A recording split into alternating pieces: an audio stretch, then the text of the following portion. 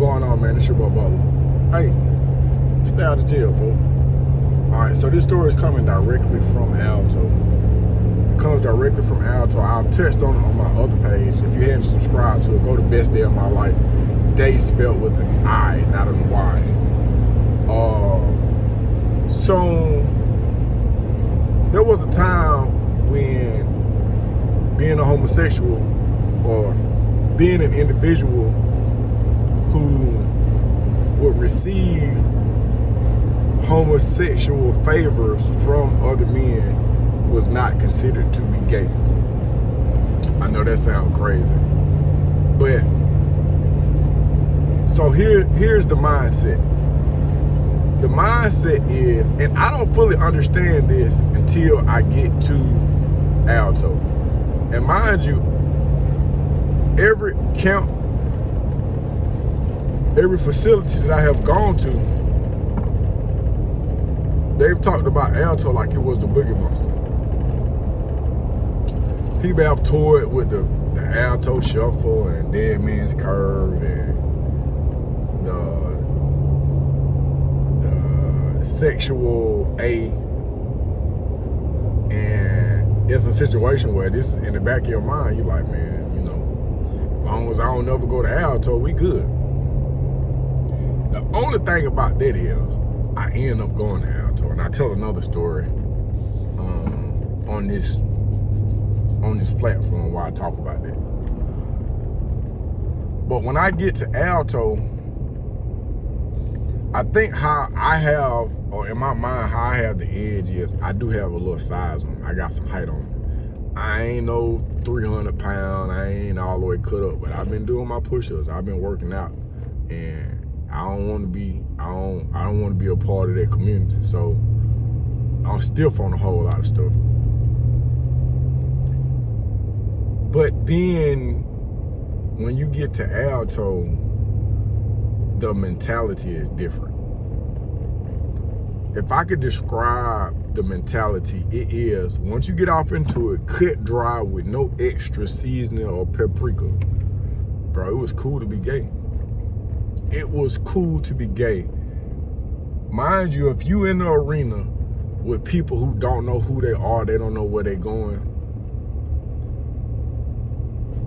it could be an idea. It could be the most ignorant idea.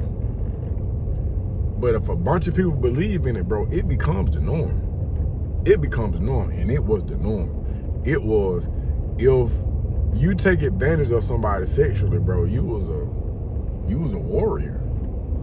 And if you could trick or finesse somebody, that's what it was. Now, I can't go in depth as to what the mentality was from a participator's perspective, but as somebody who was watching it, I seen people that from my understanding, they were heterosexuals.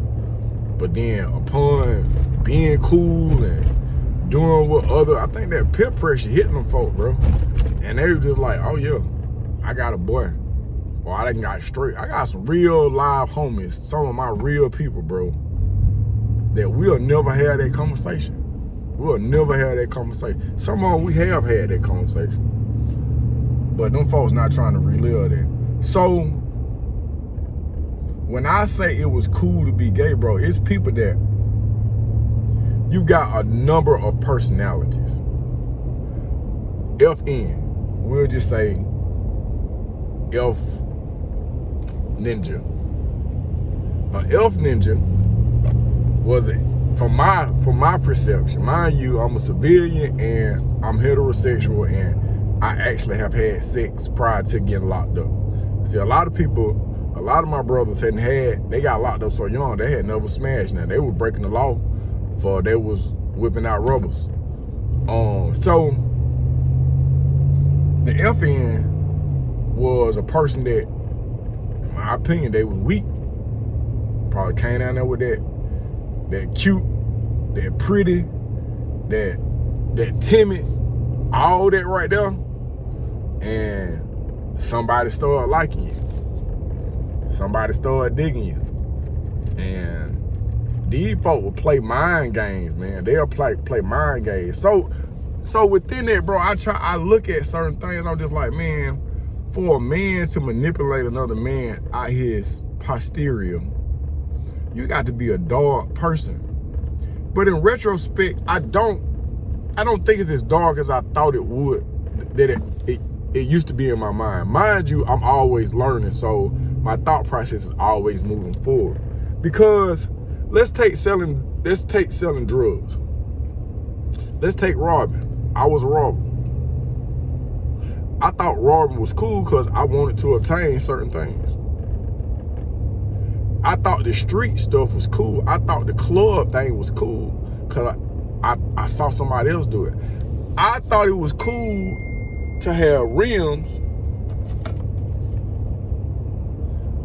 I thought it was cool to have rims and to have a herringbone because somebody else had did that. I had come up with that. I was not the originator of that. That was something somebody else did. So because they did it, I thought it was the coolest thing ever. But y'all trying to get me to go the long way around. I thought it was the coolest thing ever. So within that mentality, with that mindset, that's red. I ain't going that way. I'm gonna keep straight, man. I don't like where y'all sending me to. It's already red that way. So anyway,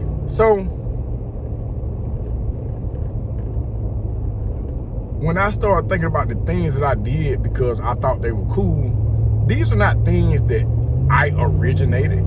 These are not things that I came up with. If it was an outfit, I thought the outfit was cool because I saw somebody else with it on. Now, I may have mixed and mastered it to where it made sense to me, or I feel like I put my own little,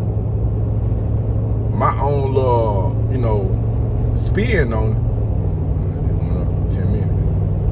Slow down. I'm not doing that, bro. 7-minute delay. It is what it is. We're gonna ride it out. So what I'm saying is the things that I like, even the consumption of marijuana. I didn't wake up one day and be like, oh, I'm gonna smoke the weed. No. I saw people smoking the weed. I saw how cool it made them think that they was. So then I participated in it. So I'm telling you, from dress code to playing sports, let's take this into consideration. In school, I played football, basketball, and baseball. Now, out of the three, I really like baseball. Football, I can't stand football, bro. I don't like it. I don't like to play basketball. At the time, I loved it because of the attention that it got me. But I didn't organically come to the conclusion that I love these sports. I played these sports because it got your attention. I like how I felt when I was in junior high and some pretty girl who would have never acknowledged me, she asked me, can she wear my jersey? I felt like I was the man. It made me feel good. At a pimp rally when everybody's cheering for you, bro, it make you feel like you somebody, like you a part of something. So what I'm saying is that these are things that were shared upon me. These are things that I just copycatted off of it. You know what I mean? I saw somebody else do it. I thought it was cool. Even with the rims on the car, bro, you can't see the rims for the inside, from the inside of the car. They not even for you. They for somebody else, bro. That's what I'm saying. So when it come down to me talking about homosexuality in prison, it's not a situation where I'm like, ooh, shawty, you nasty. That's not what I'm saying. I understand that at some point in time, bro, you participating in that act, bro, it was no different from you wearing the outfit because somebody else had that outfit on. As dark as it may seem, that's all it was. So that also relates to how homosexuality has been promoted in the media and how that they have an agenda. You know what I mean? So, but there, before I was able to take all these things into consideration, I used to look at the situation and, bro, I considered it myself. I really considered it. I was like, I hate to say what the thought that crossed my mind, but I had a gay thought, my nigga. I ain't gonna lie, I had a gay thought. And when you sit off in the cell, let me be transparent and honest, bro. If you sit off in the cell, with anything, bro, in order for you to say that you don't do something, you gotta consider doing it. Listen to me. Any choice that you make, you gotta me, I ain't gonna speak for nobody, me, in order for me to say, I ain't gonna smoke no crack, I gotta consider what my perception of smoking crack is. I gotta say to myself, okay, what kind of history do the crackheads have? I gotta say, what's the outcome? What's gonna happen to my teeth? Who gonna help me lift my mama's refrigerator when I start geeking? This is what crossed my mind when I started thinking about crack or smoking it. So I made that decision. I ain't never consciously smoked no crack. You see what I'm saying? I've never played in traffic. I ain't never played in traffic because I thought about it. I was like, I done seen somebody get hit before. My little brother died. Rest in peace, Nicholas Butler. But what I'm saying is, I know the seriousness of playing in traffic because I have considered playing in traffic. So in order for you to say, hey man, I ain't no homosexual, I'm telling you, for me, I didn't thought about it. And the thought of it, the thought of homosexuality, while I'm in chain gang, I said, man, homosexuality smell like doo-doo. I came to that acute conclusion, and I said that. So some of my brothers gonna be listening. I ain't pointing the finger. I don't think they was. I don't want it to be no misunderstanding. I don't want you to think that I'm over here. From a psychological perspective, I'm just trying to understand and analyze what's going on so that people can see the bigger picture. And so now at Alto, so now that I've set the premise for that, bro, I seen Alto was Sodom in the Bible. It was the gayest place I have ever been, and I'm from Atlanta. Alto was the gayest place I have ever seen in my motherfucking life, bro. I'm telling you, hey man, bro, man, it would be things that would be gay that you would participate in and you wouldn't even know you were participating in. Give you an example. I'm gonna be all the way honest. And if you've been at Alto, bro, this is just a real thing. Hey man, come back from Red Call. I have 60 people trying to get in the shower. 60. Hey, man, if you wait for everybody to take a shower, it's gonna be 3 days before you get to bed. So if you my people and you in the shower, I'm telling you, I'm being honest. Bro, I done hopped in the shower with about 5, 6 people. Now I'm gonna keep my boxers on. I'm gonna keep my boxers on while I'm bathing.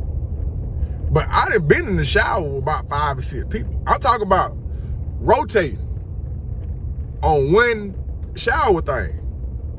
There have been times where people play the F game. There have been times where it is permissible to pretend that you over here, DJ Envy and Charlamagne the God, play the sex game. Bro, it's going down. But it is every day, all day, and here's the slippery slope. A lot of people playing the F game ain't really playing. A lot of people playing the F game really sizing you up. So you got to know who to play with and who not to play with. But then also, you got to understand, you have to take into consideration how far you willing to go. Because sometimes you'll play yourself off into a booty hole where you'll kick this, I heard Shawty say they playing the F game, but Shawty like, man, I F you for real. I heard one dude tell another dude, he say, you got a sister, y'all going to visitation, I know your sister thick cause you thick as fuck. The conversation that two straight men having with each other. You had a situation where, oh man, this the bro, I've seen people talk for hunches. As weird as it sounds. I have seen people tunk for hunches at Alto State Prison. I'm saying that they playing tunk. They playing tunk. And just like you would gamble, hey, you might play for 5 hunches. Bro, if this ain't the biggest, that shit wild, bro. That shit wild. Cause really was playing, tunking for hunches. I've never hunched a man. I've never played hunt. All that grab it, I ain't never been with that. I have verbally played it. I still talk to some of my homeboys. I talk to Meatball like that. But Meatball, my on the street partner. And we just kick the bobo. But as far as people that I was locked up with, I don't be playing the game with them folk, man. I do not play. I don't know what it is, but I do not play the game with them folks. When I was in chain gang, I was selective with who I played the game with. And it was this white boy named Spanky. Spanky was cool, man. He used to get me up on 3rd shift. Pause. He used to have me working 3rd shift, man. We was drinking coffee, man. He was one of them real white boys, man. Like, he ain't take no stuff. And from my understanding, I don't know what happened before I got there. I don't know what happened when I'm telling you that Spanky will fight. Spanky will tell you something, and he'll go to the hole. But me and Spanky got cool, bro. We got real cool.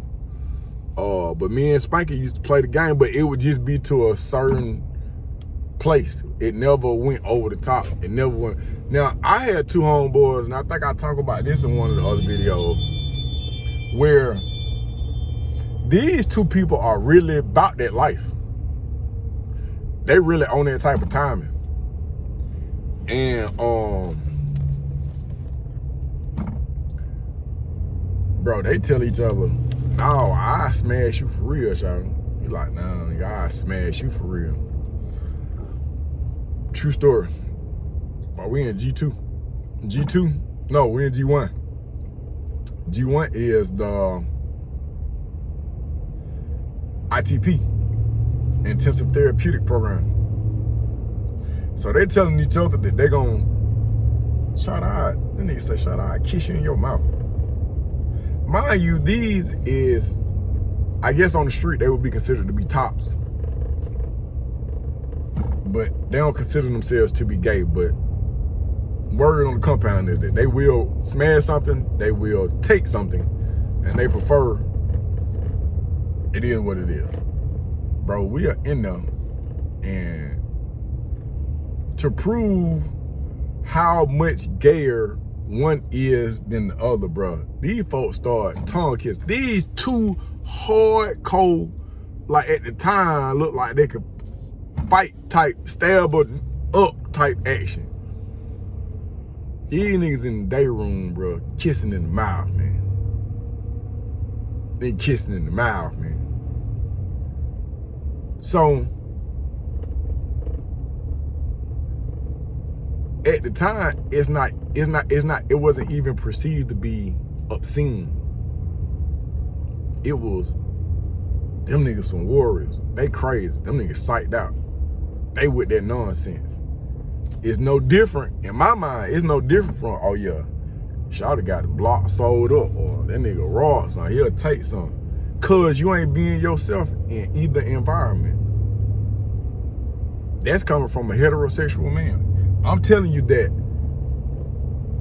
I can reason with a person who participated in those acts. Cause it's all a facade. It's all a facade because you're not being who you really are. The thing is, you can pretend to be something and you can put that on, and then after a while, if you wear a pair of glasses don't belong to you, pretty soon you'll start needing them glasses. I don't know if that makes sense. I said, you'll wear some glasses that don't belong to you, and after a while, you'll need those glasses. Your body will adjust to that which you have subjected it to. And that's what was going on. Now, it's telling me to get off to the right. I still ain't gonna get there. 349. I'm gonna get off right now though, because it's saying it'll be the green. So yeah, that's that situation, man. And I'm gonna dive deep on that. I'm actually trying to interview my therapist, bro, and see if she can touch on some things, because all of mine is naturalistic observation where I'm just like, man, you know what? I think I can keep straight 56 minutes. And I know I'm 30 minutes away. It's in green. What happened if I keep straight? If I keep straight, man, deal what it is. I'll keep it straight. I'll keep it straight. I'll keep it straight. Fuck that. So, oh, it's Black Friday or Black Saturday or whatever y'all call it, goofy ass. Hey, man, get in the comment section. Let me know what you think, man. I'm trying to, I don't know if this page is going to be reaction or I'm just talk about prison stuff. I was trying not to. I was trying to just do reactionary video, but I'm not getting a good response. So I'm going to stay consistent.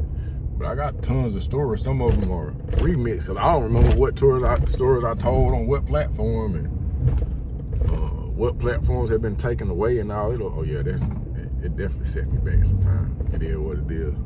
I roll with my gut.